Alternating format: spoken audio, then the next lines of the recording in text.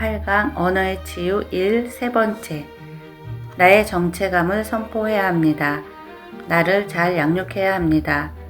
하나님은 나를 귀하다고 말씀하시고 나를 존귀하게 여기십니다. 나는 하나님의 영광입니다. 나의 가치는 예수님의 생명값만큼 소중합니다. 나는 이 세상 누구와도 같지 않은 독특한 존재입니다. 나는 나의 능력과 소유에 상관없이 소중한 존재입니다.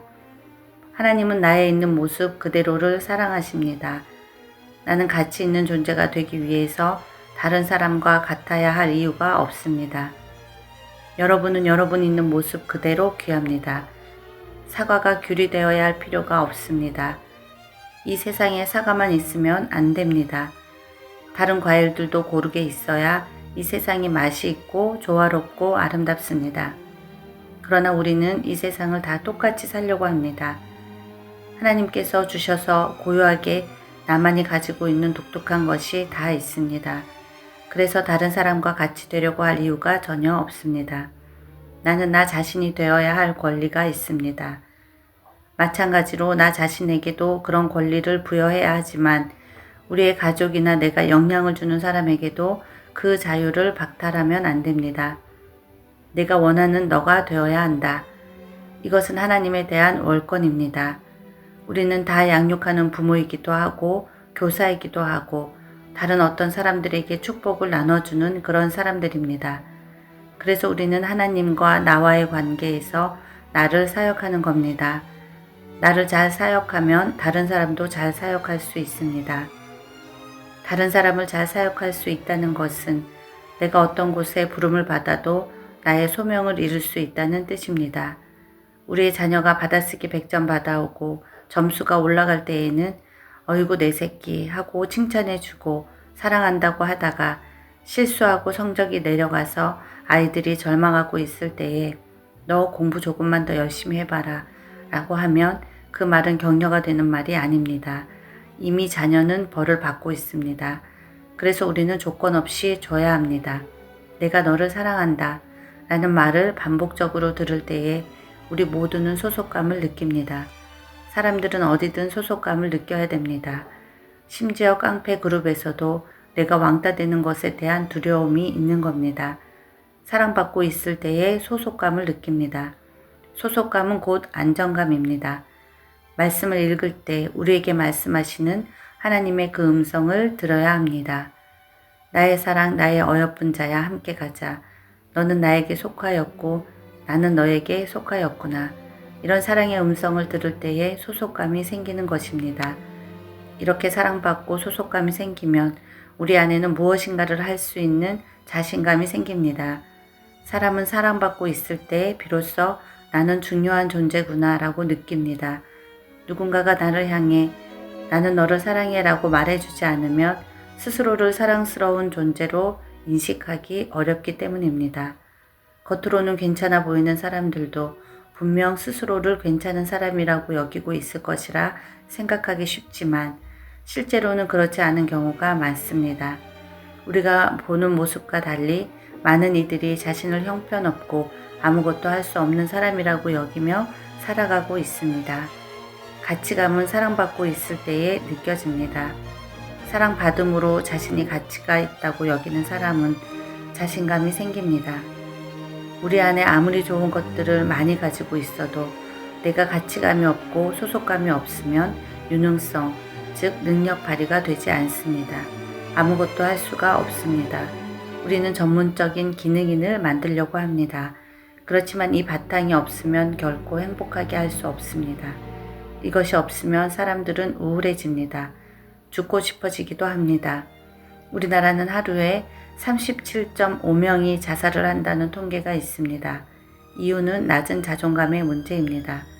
소속감, 중요감, 유능성, 이것들이 없으면 의미가 없습니다. 그렇다면 어떻게 이런 것들을 심어줄 수 있겠습니까? 그것은 계속해서 말로 선포될 때에 축복의 실체가 됩니다. 마리아가 주의 종이오니 말씀대로 이루어지이다. 하나님의 말씀이 나의 태에서 성령의 능력으로 이루어질 것을 나는 이제 받아들입니다. 그리고 선포합니다. 그렇게 믿음으로 취했을 때에 말씀이 태에서 육체가 되어지는 이런 능력이 나타난 것처럼 우리 안에 말씀이신 그분의 영이 있으니까 하나님의 약속에 대하여 축복을 선포해야 합니다. 어찌하여 자기를 우리에게는 나타내시고 세상에게는 아니하려 하시나이까. 나를 믿는 자는 나의 하는 일을 저도 할 것이요 또한 이보다 큰 것도 하리니 이는 내가 아버지께로 감이니라. 그런데 우리는 아담이 범죄하기 이전 처음 지음을 받았을 때의 아담의 능력만큼 우리는 회복을 못하고 있습니다. 예수님의 말씀이 내가 하는 일을 너희도 하고 이보다 더 큰 일도 할 것이다. 왜냐하면 내가 아버지께로 가기 때문이다. 내가 아버지께로 가니 너희는 나를 대신하는 사신이 되어 내 이름으로 귀신을 쫓아내고 내 이름으로 병을 고치고 가는 곳마다 축복과 평강을 선포하면 그 축복이 현실이 될 것이라 약속하셨습니다. 선포되는 말은 현실이 되고 그 선포된 말은 이 모든 공간에 인화됩니다. 공명됩니다. 그래서 거기에는 그 개념과 함께 설계도가 만들어지는 것입니다. 그 설계도대로 그 안에서 그 일이 이루어지는 것입니다. 그래서 내가 하나님의 선하심을 선포하면 나의 삶 안에 하나님의 선하심이 오게 되는 것입니다. 그 하나님의 선하심은 나를 향하신 하나님의 성품을 선포하는 것입니다. 다시 말해서 우리가 선포해야 될 한 가지는 하나님이 나를 어떻게 보고 계시는가입니다. 그래서 나는 하나님께 속하였습니다. 나를 하나님이 사랑하고 계십니다. 내가 하나님의 가족입니다. 하나님의 성품을 나에게 선포하는 겁니다. 여러분이 어떤 선포를 하면서 지내느냐에 따라서 여러분에게 주어지는 축복이 다르게 됩니다.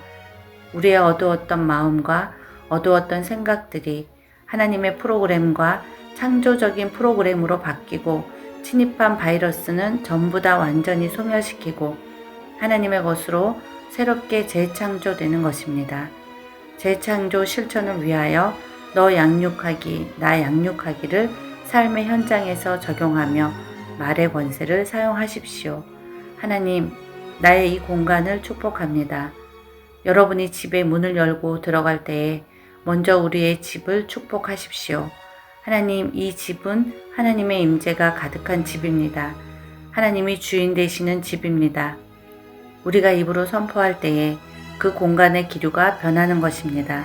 우리가 거기서 짜증내고 싸우고 소리 지르면 그것의 기류는 어두움과 분노로 바뀝니다. 그래서 우리는 자꾸 선포해야 합니다.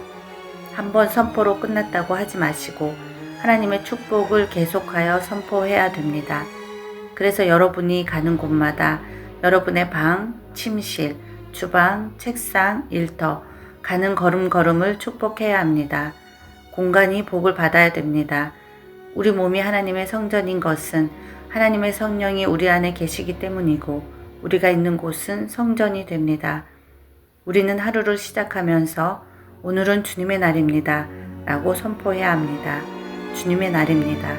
그 시간 모든 것이 주님의 충만으로 주님의 통치로 하나님 앞에 드리는 행위가 됩니다. 선포해야 됩니다. 우리의 모든 현장에서 모든 사람, 모든 공동체를 계속해서 축복해야 됩니다. 그럴 때 그 축복이 흘러갑니다. 우리는 아브라함의 축복을 이 세상에 전하고 흘려보내는 자입니다. 우리 때문에 이 땅이, 이 나라가 복을 받아야 합니다. 여러분이 타고 다니는 차도 가는 길도 축복을 받아야 합니다. 차가 밀리는 고속도로도 축복하고 보혈로 덮으며 질서를 선포해야 합니다. 그 선포를 통하여 묶이고 밀리고 정체된 것이 풀릴 수 있다면 우리는 선포해야 합니다. 우리가 이 땅에서 하나님의 사신으로서 역할을 할 때에 하나님이 우리와 동역하시는 것입니다. 그래서 우리가 가는 곳마다 하나님의 나라를 선포하고 그곳에 평강을 선포하고 우리가 어떤 집을 들어갈 때에 이 집이 평안할지어다 하고 축복을 선포하는 것입니다. 그 집에 합당하지 않으면 우리가 한 말은 살아있기 때문에 나에게로 돌아옵니다. 내가 복을 받는 원리입니다. 그래서 많이 축복해야 합니다. 자녀를 축복하고 우리가 만나는 모든 사람들을 계속해서 축복합시다. 천국을 여는 이 열쇠는 감사와 찬송의 열쇠입니다. 우리가 감사함으로 그 문에 들어가고 찬송함으로 그 궁정에 들어갑니다. 지옥을 여는 열쇠는 왜 이래? 짜증나네.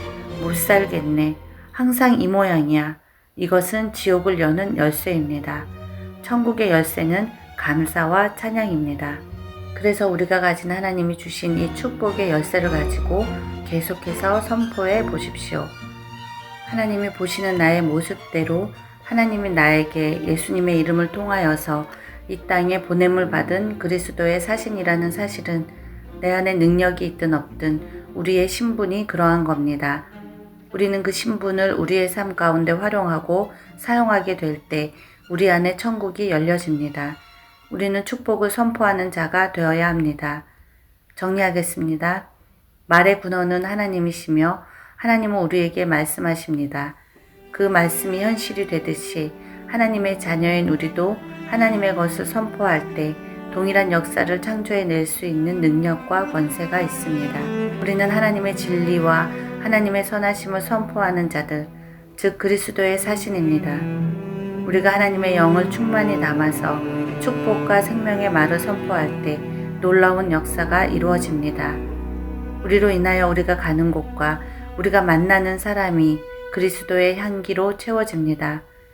이는 우리의 연약함을 인정하고 그리스도께서 내 안에서 향기를 피우실 수 있도록 주권을 내어드릴 때 예수 그리스도와 하나 되는 삶입니다.